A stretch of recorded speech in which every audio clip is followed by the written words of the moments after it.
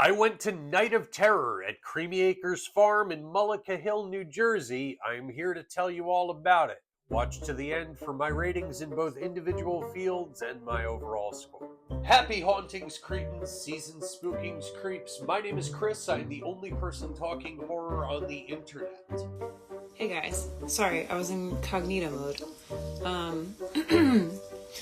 I'm Chris's friend, Carolyn, who went to this haunt that he's talking about with him.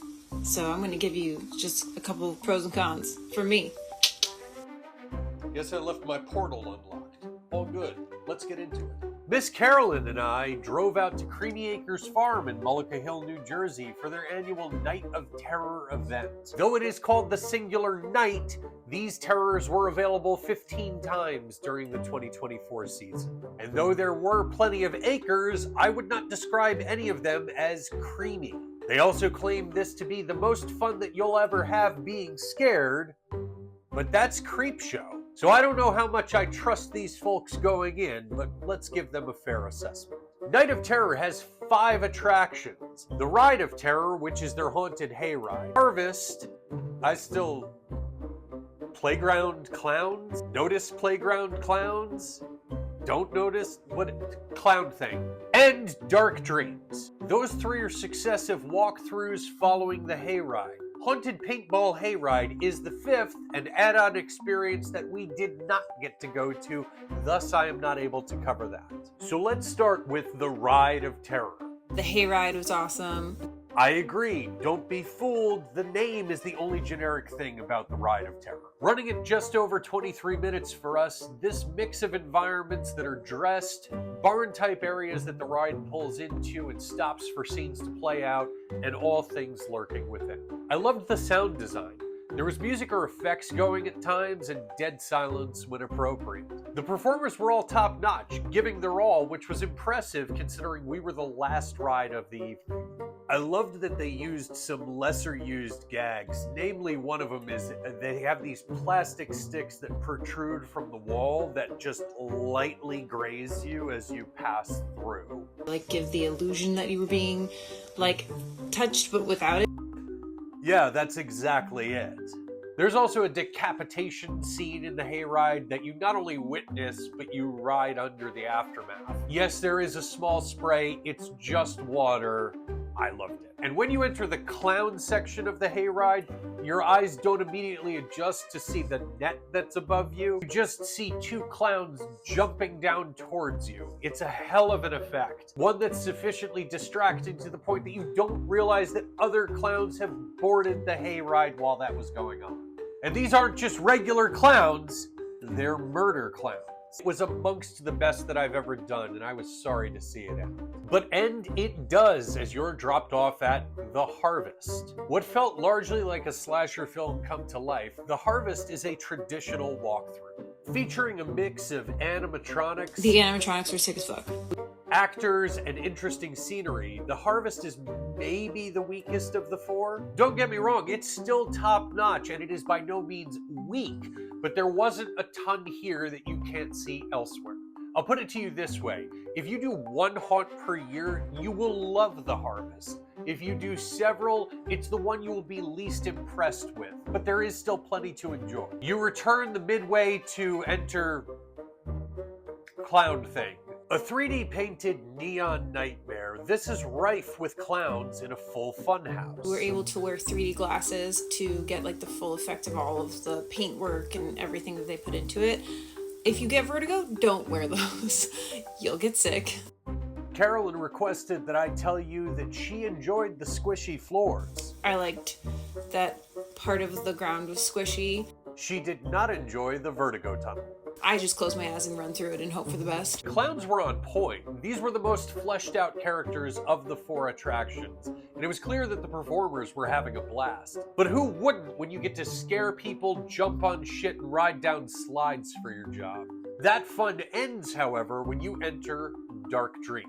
The scariest of the base 4, this is where you're going to go to find the darkest and most grotesque things at Night of Terror. Guts, gore, and skulls galore, this is the chainsaw massacre that you ordered hold the Texas. As you exit that world, you are then faced with the toughest challenge of all, choosing which of the excessive amount of food options will be the one that you have. Like, seriously, I'm grateful to have burgers and dogs on the menu. Creamy Acres is throwing bloomin' onions and seafood platters and a full s'mores stand with a bevy of options there. As I try to get the most unique things, I went to the barbecue station for the chicken fried ribs. I didn't think it was going to be 5 full-sized, smoked, then batter-dipped, deep-fried, sauced ribs served on a bed of fries. But if you scoffed at this $18 price point, just know it's 100% justified based on both quantity and quality. These were delicious. There's a huge country store that's packed with Halloween stuff, as well as market staples like jams, jellies, candies, etc. I was admittedly a bit disappointed in the lack of Night of Terror specific merch, because they do have the space and it's dedicated to sell through country stuff. I saw plenty of people wanting to shell out cash for branded merch and walking out empty-handed because all they had were shirts. I grabbed this one you've been looking at. I would have preferred the shot glass, but I'll take what I can get. I caught that they had these magnets. I grabbed one of these too. The Midway had a few self-service photo ops that we were not able to do, and I want to say that there was more to see, but I can't say what that more was due to my one main gripe that I have not only with Night of Terror, but with others as well. We had tickets for 9 p.m. and the minute we walked in, granted 9:03, and they did still let us in, but we were rushed through everything. Every line attendant kept on reinforcing that we had to move. I wanted to get something small, some kind of snack when we got there, but we were made to report to the hayride immediately. We asked to use the restrooms between the Harvest and the Clown thing, and we were told, you gotta run because we're shutting down. The s'more station was closed before we finished the 4th attraction. I actually ended up throwing away most of my fries and some of my ribs because we were pushed out by a dude in a truck that needed everybody to get off of the property to close the gate. We exited that gate 10:12 p.m. I could have easily spent 2 hours there. I could have easily spent $50 additional between snacks and the paintball. And we weren't the only ones being driven out. There was plenty of people still there. You already got $50 of my cash for admission. I drove 3 hours and I got a partial, rushed experience. My review is still mostly glowing, but there's signs of unnecessary tarnish in that glow. If your walkthrough is an hour long and you want to close at 10 p.m., you should not be selling tickets for a 9 p.m. slot. You want to sell them at the door and give the disclaimer that you're going to have to rush through everything, it's your choice. I am fine with that, but such disclaimers do not exist with online ticketing. I paid for Night of Terror. I wanted a Night of Terror. There are plenty of people that got a Night of Terror. I got 1 hour and 9 minutes of terror. Let's roll through the breakdown here. Scariness, I'm going to give a 7 out of 10. I get scared pretty easily, and by that I mean by jump scares, and the actors did a really good job of jump scaring the hell out of me, and I always yell and scream back at them, and I don't mean to, but I think they think it's funny, so.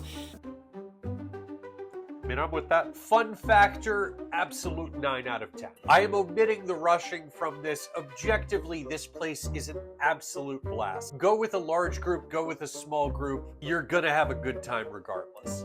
Originality is maybe a 6.5 out of 10. There was a fair amount of innovation, but it was really kind of smaller things. So maybe they don't remodel the house, but all the furniture is current. Storytelling is a 5 out of 10. The walkthroughs kept to themes, and they were committed and did well, but a theme doesn't necessarily equate to a story.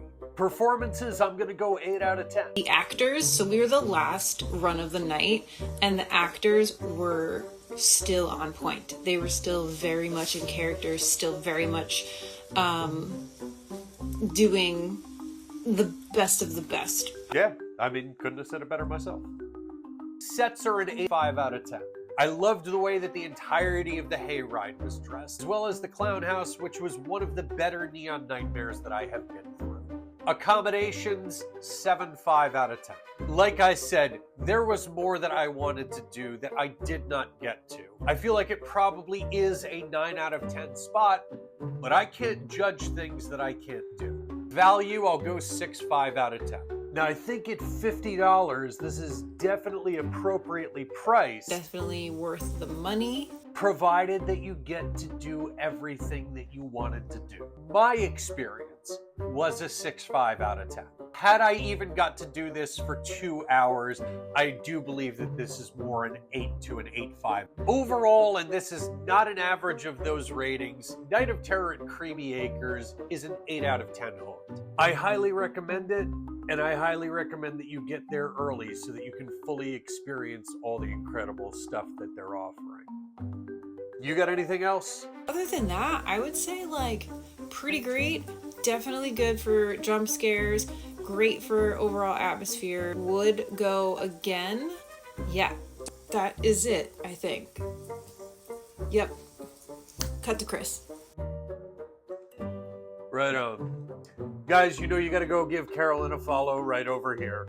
That being said, if you've been following along, this brings our counts to 4 haunted attractions in 3 different states for 2024. Scroll back to see where I've been or drop back to see where I'm going.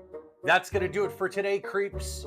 Do all these things. Let me know if you went to Night of Terror at Creamy Acres and what you thought of it right over here. And as always, this is all just a matter of opinion.